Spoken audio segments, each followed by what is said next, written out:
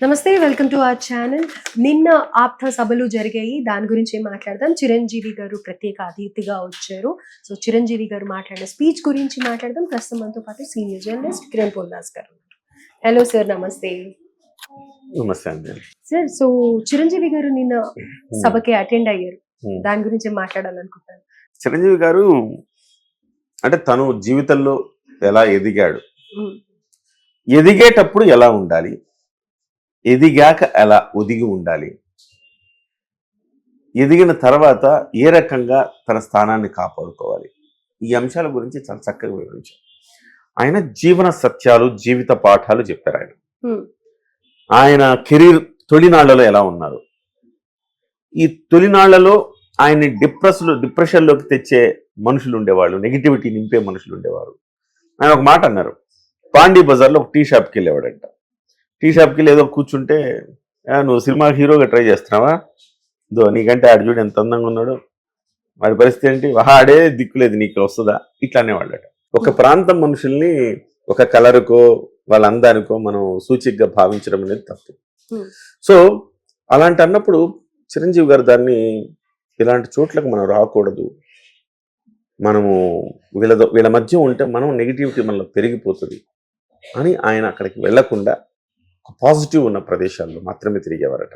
ఎవరైతే మంచిగా చెప్తారో, ఎవరైతే ప్రోత్సాహకరంగా చెప్తారో వాళ్ళ మధ్యనే ఉండేవారట.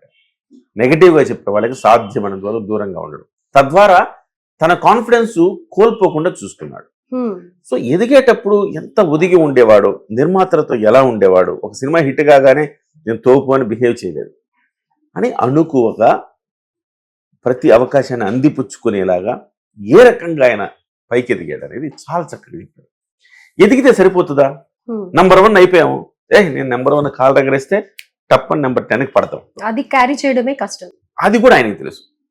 అందుకోసం దాన్ని ఎట్లా క్యారీ చేయాలి, నెంబర్ 1 పొజిషన్ నిలబెట్టుకోవాలంటే అంతకు మించిన శ్రమ చేయాలి. నెంబర్ 2 వాడు మనల్ని దాటిపోకుండా ఉండాలంటే మరింత వేగంగా పైకి ఎదగాలి. ఇది ఆయన టార్గెట్గా పెట్టుకున్నాడు. కష్టపడి సంవత్సరానికి 14-15 సినిమాలు తీసిన సంవత్సరాలు ఉన్నాయి ఆయన. ఒక సంవత్సరానికి ఒక్క సినిమా 2 సినిమాలు తీస్తే గగనం అవుతుంది ఈ రోజుల్లో. ఆ రోజుల్లో ఆయన 14-15 సినిమాలు ఏకదాటిగా ఆయన రిలీజ్ అయ్యేవంటే 3 షిఫ్ట్లలో పనిచేసేవాడు ఆయన.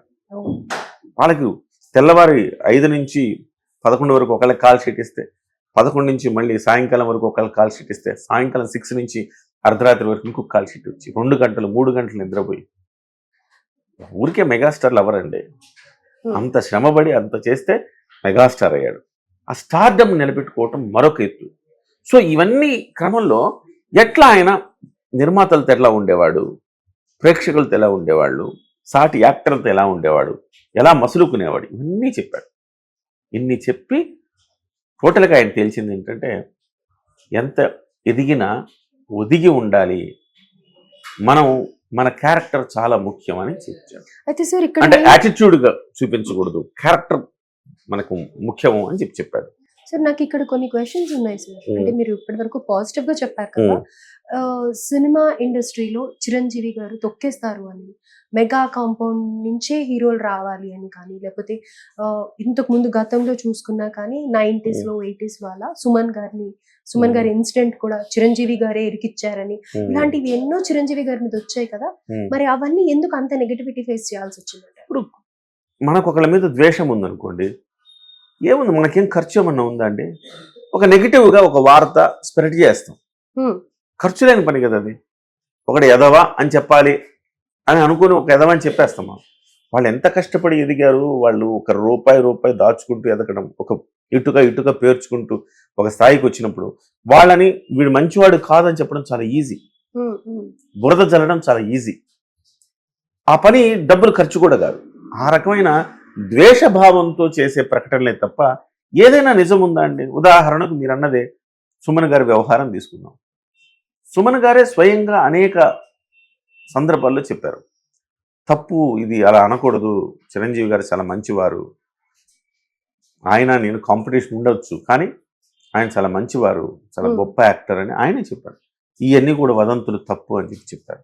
చిరంజీవి గారికి అసలు ఏ మాత్రం సంబంధం లేని వ్యవహారం అది. ఆ వ్యవహారంలో కావాలని ఆయన నిరికించడం, అజాత శత్రువు ఆయన. ఒకడని ఒక మాట అనడు. మోహన్ బాబు లాగా కాదు కదా, ఒకళ్ళని ఒక మాట అనడు, అంటే రాజశేఖర్ కూడా అనిపించుకోవడం కూడా ఇష్టం లేదు. రాజశేఖర్ జీవిత వీళ్ళు కూడా ఎన్నో అలిగేషన్స్ వేశారు చిరంజీవి గారి మీద. అదేంటి ఠాగూర్ మూవీలో వారే హీరో అయితే గనుక చిరంజీవి గారిని పెట్టారని, చిరంజీవి గారు నేనే చేస్తాను ఈ పాత్ర అన్నారు అని కూడా ఇలాంటివేవో చాలా వచ్చాయి కదా అప్పుడు. సో ఇలాంటివి చిరంజీవి గారి మీద చాలా ఎక్కువగా వస్తూ ఉండేవి. అదే అండి, ఇప్పుడు మనం ఎత్తి ఎదిగి ఎంతమంది మనకు అభిమానులు తయారవుతారు, అట్లీస్ట్ కొంతమంది దురభిమానులు తయారవుతారు కదా, ద్వేషించేవారు కూడా తయారవుతారు కదా. మనం అందరినీ 100% మనం సంతృప్తిపరచడం ఎవరిని, ఆ క్రమంలో వస్తాయి. ఇప్పుడు రాజశేఖర్ గారు చిరంజీవితో పోల్చుకునేంత స్థాయి రాజశేఖర్ గారికి ఎక్కడుంది. కాకపోతే రాజశేఖర్ గారు తనను తాను ఎక్కువగా ఊహించుకొని ఆ రోజు జీవిత రాజశేఖర్ ఇద్దరు కూడా వైఎస్ రాజశేఖర్ రెడ్డి దగ్గర డబ్బులు తీసుకొని కాళ్లకు బలపం కట్టుకున్నట్టు తిరిగి చిరంజీవి గారి మీద దుష్ప్రచారం చేశారు. ఆ రోజు ఈరోజు ఎక్కడున్నారండి? వాళ్ళ కూతురికి మెడికల్ సీట్ కావాలంటే చిరంజీవి గారు ఇచ్చారండి. వాళ్ళ స్థలం అమ్ముడు పోక చాలా ఇబ్బంది పడుతుంటే ఉపాసన గారు కొని వాళ్ళకి ఆర్థికంగా చేయూతనిచ్చారండి. ఇంత చేసిన తర్వాత కూడా వాళ్ళు ద్రోహం చేశారు. ఎవరో ఆకతాయి అభిమానులు రాజశేఖర్ జీవితం వెళ్ళి కారు మీద రాళ్ళేశారంటే చిరంజీవి గారిని చేతులు పట్టుకుని క్షమాపణ చెప్పారండి. ఆ రోజుల్లో వాళ్ళ కోసం వెయిట్ చేసి 2-3 గంటలు వాళ్ళు వచ్చాక క్షమాపణ చెప్పి వెళ్ళాడండి. అంత గొప్ప వ్యక్తిత్వం ఎక్కడ ఉంటుందండి? అందుకే జీవిత రాజశేఖర్ ఆ రకంగా పడిపోయారు. ఇవాళ ఆయన శిఖర సమానుడిగా సమున్నతంగా చిరంజీవి గారు ఉన్నారు. సో ఇలాంటివన్నీ కూడా సహజంగా వస్తుంటాయి. నిన్న ఆయన చెప్పింది ఏంటంటే జీవితంలో ఎలా ఎదగాలి, అంత పారిశ్రామికవేత్తలుగా ఎదగాలనుకుని వచ్చిన వాళ్ళు ఒక లక్ష్యాన్ని నిర్దేశించుకుంటే ఏ రకంగా ఎదగాలి, ఏ రకంగా మనం ముందుకెళ్ళాలనే దాన్ని చాలా చక్కగా చెప్పారు. మూలాలు మర్చిపోవద్దు, ఎంత ఎత్తుకు ఎదిగినా ఒదిగి ఉండాలి, అందరినీ గౌరవించాలి, కలుపుకుపోవాలి, ఓటమి ఎదురైనాగా నిరాశ చెందకుండా అదే పనిగా మళ్ళీ మళ్ళీ ట్రై చేసి విజయం సాధించాలి. ఈ పంచసూత్రాలు ఆయన నేను చాలా చక్కగా చెప్పారు. 50 నిమిషాల పాటు ఆయన మాట్లాడితే ఒక్క నిమిషం కూడా వృధా కాలేదంటే మీకు అతిశయోక్తి కాదు. రైట్. సో ఇక్కడ ఆయన అక్కడ సిచ్యువేషన్ ని బట్టి ఆ ఎంటర్‌ప్రెన్యూర్స్ కి ఇన్స్పిరేషన్ గా ఉండాలి అన్నట్టుగా తన లైఫ్ స్టోరీ చెప్పారు, ఎవరిని ఉద్దేశించి అయితే కాదనమాట. స్టార్టింగ్ లో అన్నట్టు ఎవరిని ఉద్దేశించి కాదు. కాకపోతే గుమ్మడికాయలు దొంగ ఎవరు అంటే భుజాలు తడుముకున్నట్టుగా అంతా మా అల్లు అర్జున్ గురించి మాట్లాడుతున్నారు అని అనుకుంటారు. సో ఎందుకు అనుకుంటారు? ఇది సహజమైన ఒక సక్సెస్ అవ్వాలంటే ఏం చెయ్యాలి అనే దానికి సంబంధించి మీరు చెప్పినా, నేను చెప్పినా, చిరంజీవి గారు చెప్పినా ఇది కరెక్ట్.